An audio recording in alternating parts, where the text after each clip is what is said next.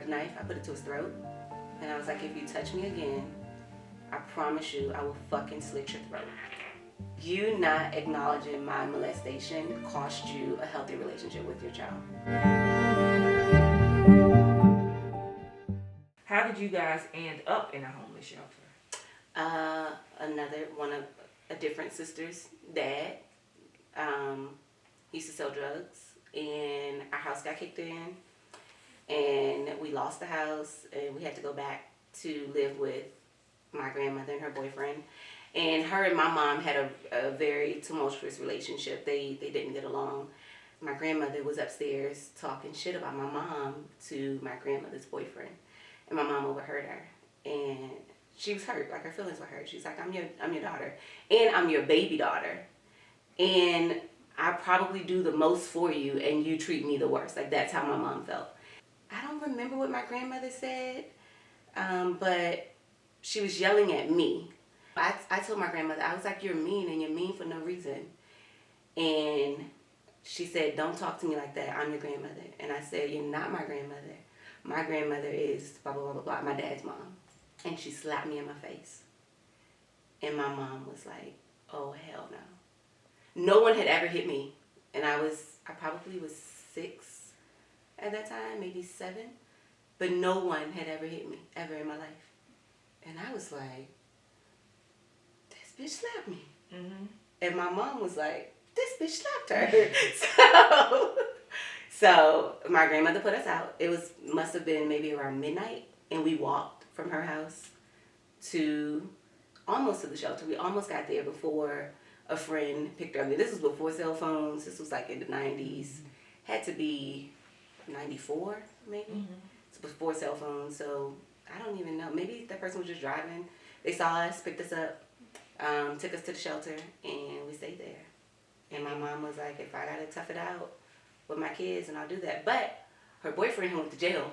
So it was almost like she had time now. She had space. She had the mental capacity at that point to think about her kids first. Mm-hmm. And how was it staying in the shelter, if you can remember? Bomb. I loved it. You love staying in the shelter? I loved it. I had my first birthday party there. I almost didn't even want to leave. We had a going away party.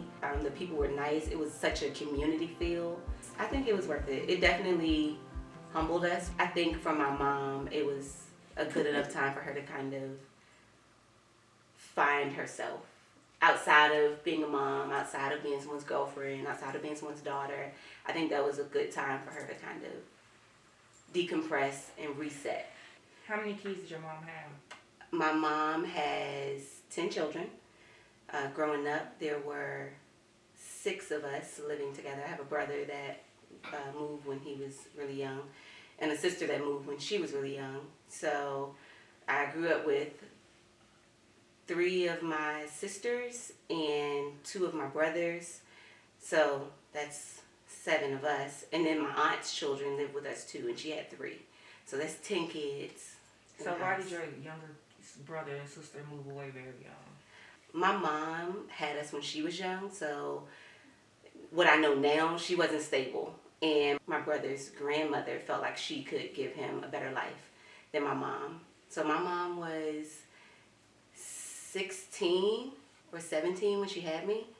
And my brother, we're all stair steps. So my brother was right behind me. So she couldn't have been more than 19, maybe 18 with 3 kids. And we hear that now and it's like, girl up, where are your parents? But by the time she was 20, she had 5 children already. Mm-hmm. And so how was it growing up in a house full of people? Did you always get the attention that you needed, or? It made me very mature. And it made me very self-sufficient, right? So, because I knew there's not a lot of attention to go around, first of all. And we were poor. Mm-hmm. So, it's not a lot of attention, it's not a lot of money, not a lot of time, not a lot of resources. So I buried myself in school. I always loved reading. So I went to school all the time, even in the summer. I went to summer school every year from the time I started school in kindergarten until I graduated high school. I always went to summer school. And so I found ways to get attention healthy attention outside of the home, because they're also, the little attention that was there was also unhealthy. And when you say unhealthy attention, what does that look like? I told you she had 10 children. We don't all have the same dad. There's about maybe 7 dads in 10 amongst the 10 children. So there was always a step parent somewhere, and it was always very abusive and very chaotic. Not abusive for the children. We weren't abused. I think my mom reserved a lot of her attention for her boyfriends instead of her kids. How did that look to you? How did that make you feel? To me, in the moment, it felt selfish. I can remember thinking, like, okay, when they leave, then it'll be us. Like, each time I felt like, okay, when this is over, then it'll just be us. It'll just be us, the kids and our mom. I remember one time before when she was single. It was a very short, brief moment, but she was single. We moved in with her mom, with my grandmother, and we had the best times. Like, when she was with us, she was a good mom. When she was by herself and all she needed to focus on was her children, then she was a good mom. But I think she needed the attention and approval of others. I don't know much about her childhood and like all that she saw, but now that I'm grown and I have my own kids, I can only imagine, like, putting myself in her situation as a mom. It almost feels like she regretted having children and she needed an escape. So I felt like she used those relationships to escape from the reality that she's responsible for so many people now. You know what I mean? And the weight of that is heavy.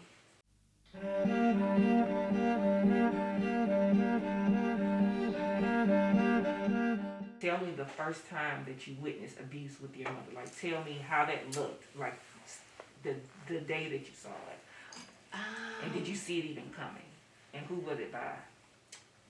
The first time I saw it, she was thrown out of a window, a 2-story window, into the sandbox where my sister and I were playing. And I was like, I am not going to make him mad. Like, he just threw her out the window. Okay, and who was this? One of my sister's dads. He would, like, choke her. They would always argue. And I didn't really, I guess, grasp how deep it was at 5, hearing 2 adults argue. But I never really saw them fight until he threw her out the window. And then I was like, oh, wow. Was the abuse continuous? Did you always see it? Yeah. So it was continuous. Like, what type of abuse? Was it physical? choking? It was always physical. Choking, punching, kicking, slapping. And was your mom ever hospitalized? Not that I can remember. I don't ever remember her going to the hospital, but I can remember, like, being in school thinking, like, oh my God, I don't want to go home and find my mom dead, or I don't want to go home and find her, like, in the bed, bruised or swollen, or can't do this or can't do that. And I remember one time, I don't know what happened, but I can remember coming home from school and she had either attempted suicide or was talking about killing herself. Because I remember all her friends being there, like maybe 4 of her girlfriends being there, and them trying to keep the kids out of the room, and that whole fiasco. I remember that vividly. And I remember seeing her face and I was like, she must be so tired. That's the only thing that I thought. Even that young, I'm like, she must be so tired. And was it because of the abuse? Yeah. It was because he was abusing her? Definitely.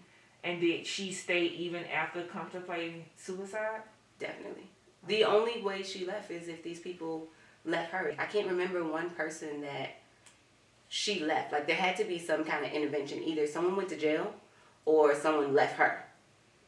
Okay. You know what I mean? Like, I don't ever remember her having the will to leave on her own. So that's one relationship. Did she get abused in other relationships as well? Yeah. So tell me about the second relationship. So that's the first one that I can remember. The next one was my brother's dad. We moved to the apartment February 8th. My brother was born November 24th or 26th, something like that. It's right around Thanksgiving. Mm-hmm. So this was the second abuser. And what did the abuse look like with him? They did drugs together. And I think he may have introduced her to drugs, because I think before that she might have smoked weed, but I don't think it was more than that. She's never really been a drinker. And when you say drugs, what type of drugs? Like crack? Yeah. But one time, my sister and I, they were fighting, and they were fighting from upstairs to downstairs. And my sister and I, we didn't have a phone, and he was like on top of her. And my sister and I, we were trying to pull him off of her. And he reached back and like pushed my sister. And I ran and got a knife and I stabbed him in the back. And I was like, oh shit, I cannot go to jail. Like, I cannot go to jail. That was the first thing that I thought. And then I was like, but I can't, like, he can't kill my mom either. So my sister ran. We lived not far from a corner store, and there was a payphone there.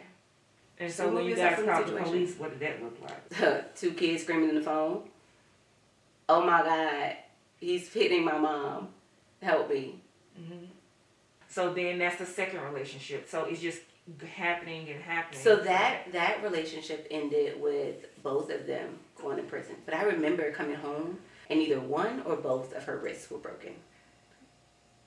And I was like, okay, maybe this is going to be it. Because if her wrists are broke, like, how can she can't even cook for us. She can't clean her own self. Like, what can she do with a broken wrist? Like, what can you do? And she and I sat on the bed, and I was literally strategizing, like, how we could kill him. I was like, well, maybe when you go to sleep, like, you can just take the razor and, like, cut his throat. Or maybe you could do this, or maybe you could do that. And now that I look back on it, I'm like, that shit is wild. Mm-hmm. As a mom, like, I would never put my kid in that situation. And I can't imagine what type of emotional toil you have to go through as a parent to even see your kid in that situation, right? But I also think that seeing her in those situations and me being the person to think quick on my feet, even as a child, like, think quick on my feet, strategize, plan, like, don't lose control of the situation, think fast. I think that also made her resent me more, right? Because it's like, you're not supposed to be doing this. I'm supposed to be, like, I'm the parent. You're not supposed to be the one parenting me. Mm-hmm. So I think in those moments, she was grateful. But I think looking back on it, the adult that it made me, I think it made her resent me because of that. Why don't you think your mom had the willpower to fight that? I don't know I felt like if I knew more about her upbringing, then I could kind of put the pieces together. But from what I know of her and her mom's relationship, it could just be abandonment. It could just be that she doesn't want to be by herself. You know what I mean? And a lot of people deal with that, and they either turn to people or they turn to drugs. Because anytime somebody who's literally beating your ass is going to leave you, and you're going to kill, like, you would rather die than not be without this person, I can't even fathom. So, you can't even argue with me. Yeah. I'm like, ooh, you loud. I gotta go. So going back to you saying the relationship between her and her mother, give us a little bit of what you know about their relationship. So my mom is the baby of 4. She has 1 sister and 2 brothers. Her dad had a pretty good relationship. I can remember my grandfather, like, always coming around, always being available for her whenever she called. I can remember that. But to get back to my mom, I think that I don't know what she saw from her mom and her mom's relationships that would make her feel like she needed to choose, or in my opinion, choose men over her children. And I don't know if it's because she's the baby. I don't know if she didn't get enough attention. I don't know if it was, like, mental illness. I don't know what it was, to be honest, that would make her think that that was an okay choice.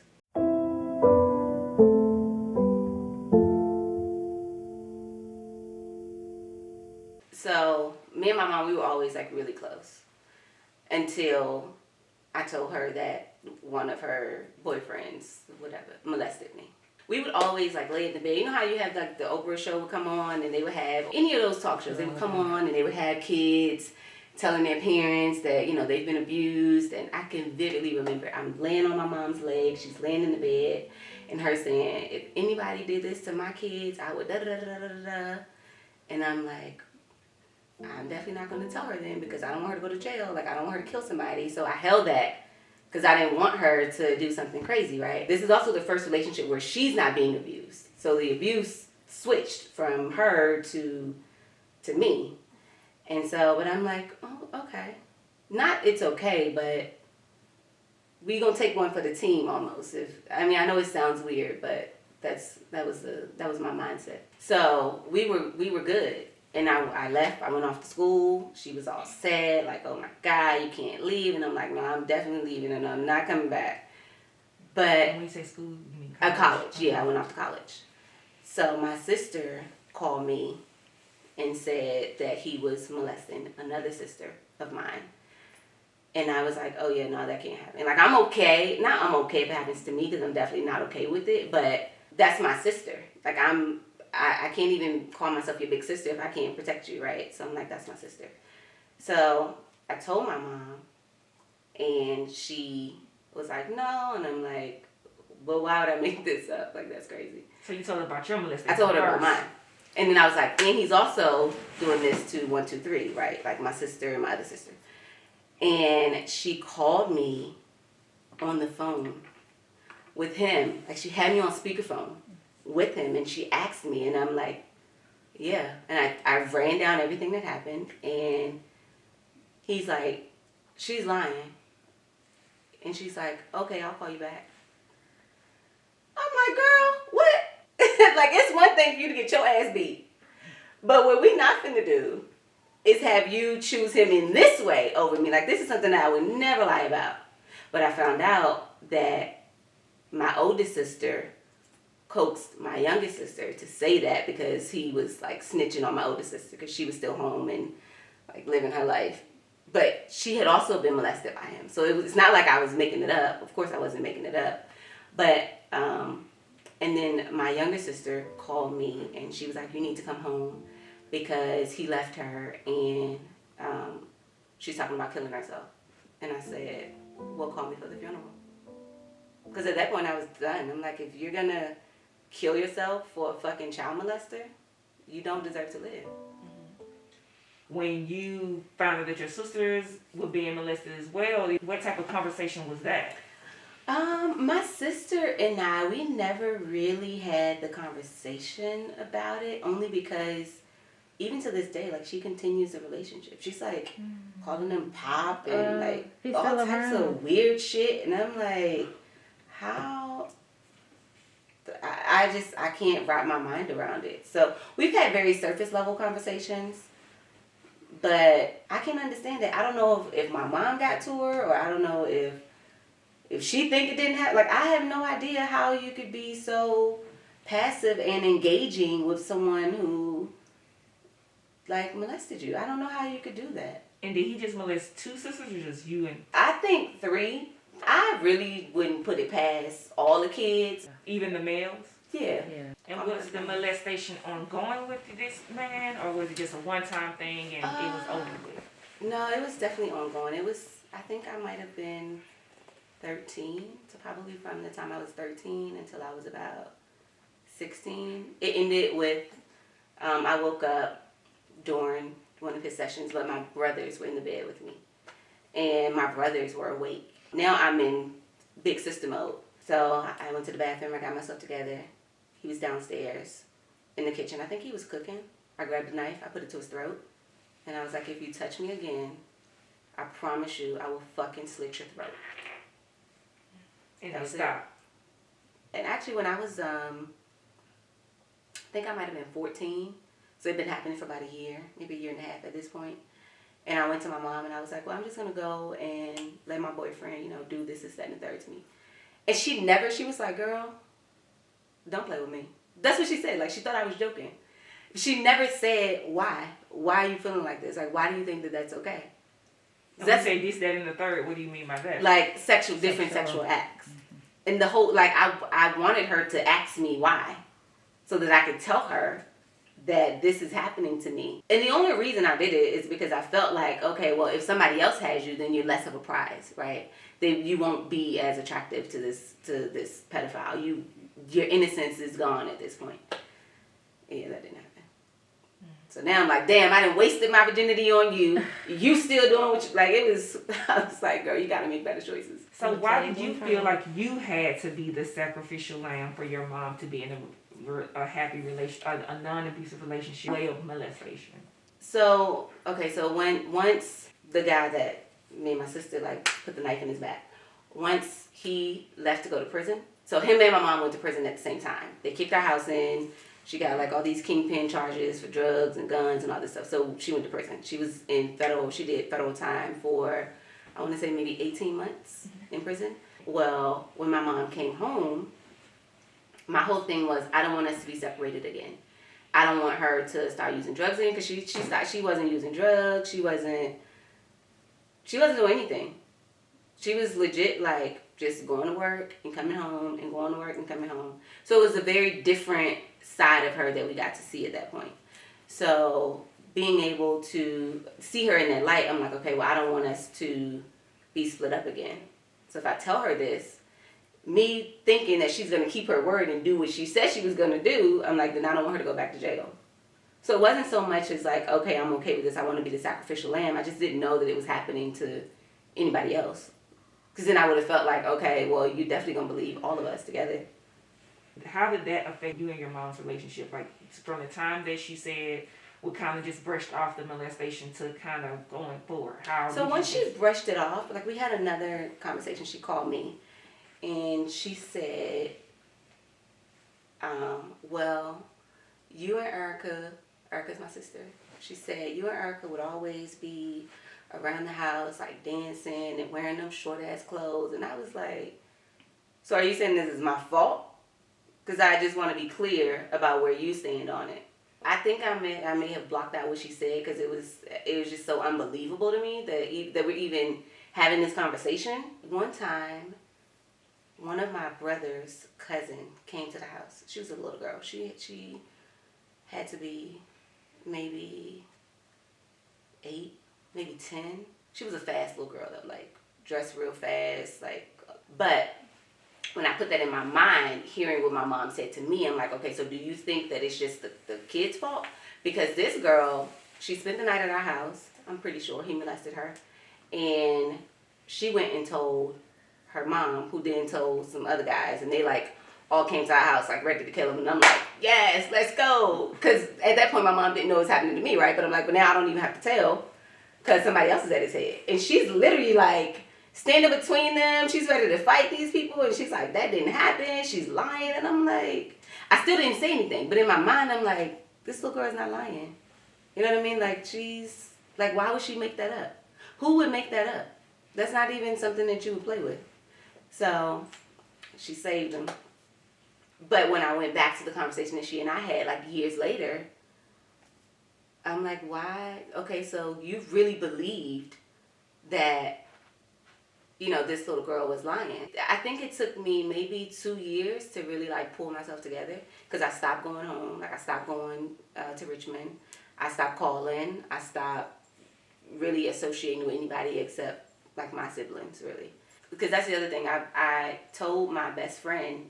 It was weird because they moved. She moved from the north side to the south side. Who is she? My best friend. Okay. From high school. Well, we had been best friends since 7th grade.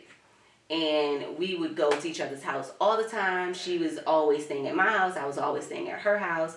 We were inseparable. But when she moved, I couldn't remember. I didn't understand. I thought it was because she had a boyfriend. Mm-hmm. So I didn't know why she just stopped talking to me. Mm-hmm. But when I found, like, after I told my mom, then I told her, and she was like, well, that's why I stopped coming to your house. Because he did the same thing to me. Like, he molested my best friend too. So, and that crushed me. I felt so responsible. I felt so guilty. Like, how could I let this happen to you? Maybe I should have said something earlier. Like, I really felt like that was my fault. And did she tell her mom, or did you tell your mom that your best friend was molested over there? I did tell my mom. I don't know if she told her parents. And what was your mom's response to that? I don't even remember. But it definitely was not what it should have been. It's not what my response would have been. If, you know, I'm like, this girl called you her mom. Like, you were responsible for these people's child. That's heavy. You can't just be responsible for somebody's kid and be negligent with it. You can't. I was talking to my sister and I'm like, there's no way that she didn't know, because we had a really old house. Like, we lived in a really old house. So the stairs creaked, the hallway creaked. You could not even like sneak in my bedroom because the door creaked, and I always slept with my door closed. Like, there's no way you could know. There's no way you could have not known. And when I thought about that, I'm like, so you knew, but you just ignored it. So really, you sacrificed me for your happiness. It's not that I sacrificed me for your happiness. You sacrificed me because you knew this. And then how can I respect you for that? Like, we have nothing else to talk about after that. You thought that your mom knew the molestation was going on. Yeah, I am 100% sure that she knew. There's no way that you can, like, roll over and your husband is gone and you know that your husband sleeps naked. Where the fuck else would he be? Where's your husband? You don't even get up to go look for him? I mean, you would know if there was another woman. So you would know. Yeah. You would know. Like, you knew. Now, going back to being sexual at 14, the stigma is women or men who've been molested as a child grow up to be more sexually promiscuous. So do you feel like you fit into that stereotype in reference to having sex at 14? No, I don't, because I haven't been sexually promiscuous. I think people misinterpret having sex early and having sex often. It's two different things, right? So I had the same sexual partner from 14 till 18. So that's that. I'm 33 and I've slept with 6 people in my whole life. So promiscuity, no. Often, yes. And I feel like I thought about sex often, even before the molestation, right? So just going through puberty, I'm like, ooh, okay, what's this? What's that? And I was in sex ed. It's so weird because my mom had us in sex ed like 3 years straight. So I think that opened up my curiosity about sex in general, not the molestation. The molestation made me feel like this is what I have control over.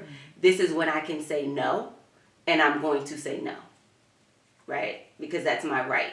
So you didn't talk to your mom for 2 years, and then what made you start? Well, I would talk to her, but it would be just like very transactional. I mean, we still have a very transactional relationship. So did she ask, why are you acting like this? Or did She's always like, you must love your dad more than me, and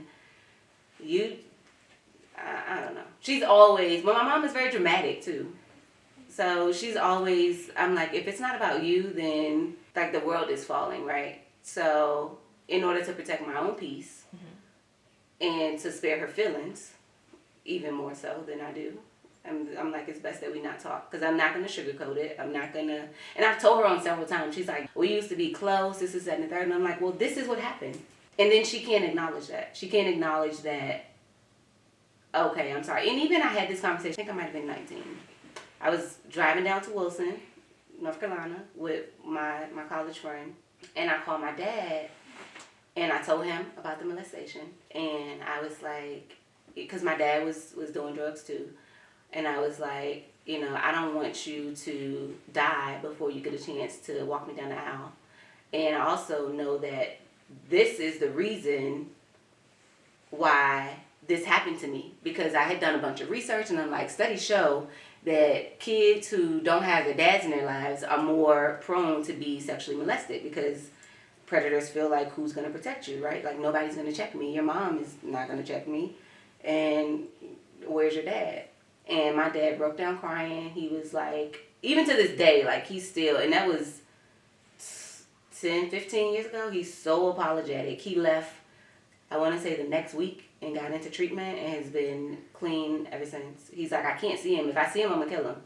So he doesn't even live in Richmond anymore. He's like, I can't. There's no way I can go back there. So what happened to that relationship? How did that relationship end with your mom and this guy? Or is it still He left there? her. Okay. He left her, and my sister said she tried to kill herself. And I was like, call me for the funeral. I don't give a fuck. Yeah. Like, that doesn't matter to me. So with your relationship with your dad, why did your mom and dad not stay together? They were young. They had my dad was maybe 17. I think my mom was 16. They were young. But my dad has always been in my life. Like my dad, outside of going to jail or going to prison, my dad has never been like an absent dad. Even in his addiction, he was still around. His family has always been involved. Like, that's my grandmother. My mom's mom. I'm like, that's your people. I can't even over exaggerate how close our relationship is on my dad's side.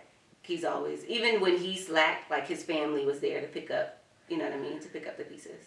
How does you and your mom's relationship, how does that boil over or spill over into the relationship that you have with your daughter and your kids? They don't go anywhere really without me. My daughter does not have sleepovers. Sometimes when people experience molestation, they are overbearing with their kids. Like, their kids don't go anywhere. And how do you feel like that affects your daughter? I think, so my house is the fun house, right? Because they can't really go and stay with anybody else, then I'm the house that everybody comes to stay at. So my house is the house for sleepovers. My house is the house for parties. If I'm the babysitter, like if your parents want to go out somewhere, your kids can come here. Because I don't ever want my daughter to feel like I can't go anywhere and nobody can come here. Mm-hmm. So I'd rather have her in a controlled environment, an environment that I can control. Let me say that. Not a controlled environment, but an environment that I can control.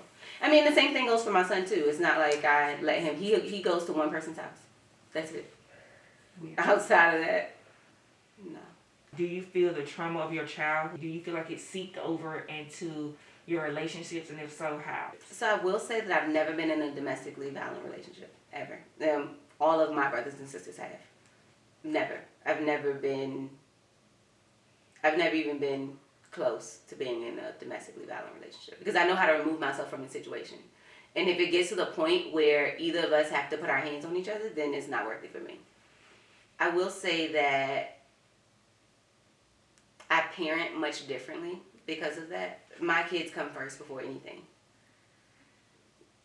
Literally anything. I feel like that's my greatest responsibility is being a parent. And it's frustrating to have that mindset because I always teach my kids, like, you're also an individual. Yes, you have these many hats that you will wear in life, but you come first. So learning how to model that has been difficult and different. I did take a parenting class when they were really young. That was important to me. So it kind of helped me to understand how to parent and not just do the opposite of what I saw, because that's not healthy either.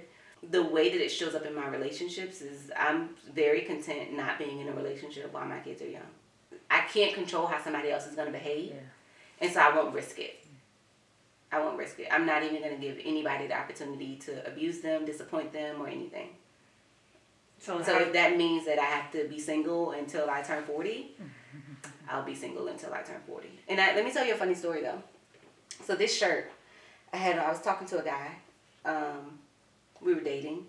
And I was out with this shirt on. I just had on a bra under it. And I was real cute, of course. But I sent him a picture, and I'm like, oh, I look cute. Like, took a picture, and he was like, who told you could wear that? I blocked him. Didn't even talk to him again after that. I was so triggered. I didn't even realize it at the moment. But any type of aggression, any type of control, any guy thinking that he's going to tell me what to do or have any ownership over me or my body or my thoughts, it's a no for me. Yeah. So that's how it shows up. I'm not always able to communicate. You can't talk to me like that. Because I feel like if you think that that's okay, then you think that's okay. And I don't want to have to explain to a grown man that it's not okay. Obviously, you had to have some type of your guard let down to be a parent because you didn't make the kids by yourself. So how did it show up in your relationship with your kid's father? We met right after I came through my healing point. So I was so open, like my guard was down. I was so available to love and newness. And I actually did not want kids. So we went back and forth about kids for quite some time, and we planned my daughter. So it wasn't like, oh, I just got pregnant. I always knew that I didn't want to with my son, it was a different story. But with my daughter, we planned that. Like, we talked about what would happen if I died during childbirth. Who's going to be her guardian if something happens to both of us? what happens if we split? Like, how is custody going to be? What happens with child support? We talked about all of that before I even got pregnant. And so our relationship developed really quickly, though, because we just clicked. Like, we were in love, we were young, we both felt like we had a fresh new start. We talked about our goals and ambitions. We have always had the same goals in terms of what we wanted in life and what we wanted for our children. After we had kids, though, the goal was the same, but how to get there changed, and that's kind of where we broke down. And as opposed to fighting or arguing about it, we just walked away. Because I don't even want them to be around that. Like, I'm okay if they see a healthy discussion, even a heated discussion, but I don't want them to think that it's okay for one person to be yelling and screaming and name calling at another. Like, that's not okay. And do you feel like they've been exposed to that? Yeah, they have, but because I'm so communicative with them, like, we talk about everything, even with them being so young. We talk about a lot of things. Any questions they have, I will answer any question. Doesn't matter the difficulty or the sensitivity of the question, I'm going to answer it. And so they feel, and I do that because I felt like as a kid, I didn't have anybody to answer all those questions for me. And it was important to me to understand what was happening around me and to understand the why of what was happening around me. So I answer questions. Because their dad and I both, we're like, we can still be a family and not be together. We preach that. We model that. And so I think for them, they feel like, okay, it's healthy for people to argue. Like, I argue with my friends all the time. We don't always get along, but that doesn't mean that we hate each other. That doesn't mean that we fight. That doesn't mean that we, have to go toe-to-toe about it. We're just two people with differing opinions, and that's okay.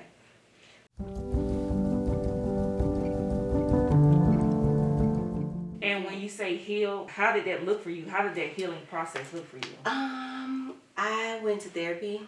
That didn't really work initially because I didn't know how to pick a therapist. I just knew that I needed to do something. So I spent 2 years with myself, relearning myself, forgiving myself, understanding what happened to me and how it happened and why it happened and all of that good stuff. And I relearned my body, which was important because I would stand in the shower and just let the shower like burn my skin. Because I was like, I just need to get this off of me. There was nothing on me.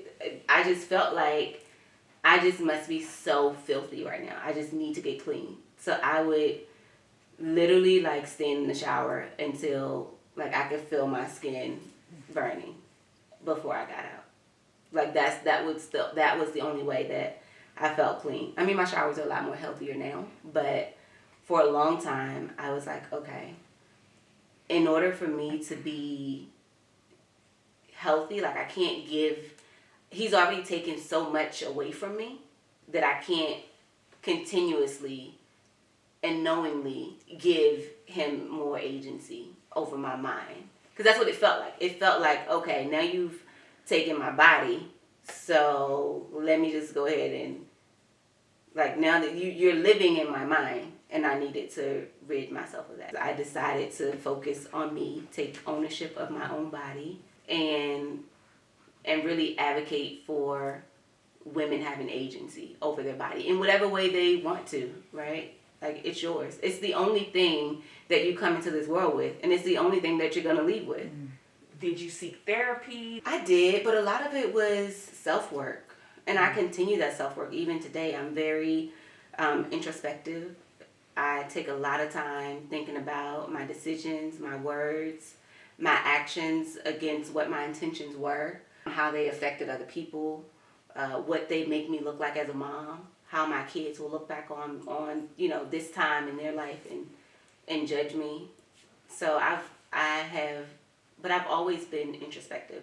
But I think that was so much more a part of my healing in therapy because it's just some shit that I can't articulate because it was so traumatic that my brain literally just blocked it out.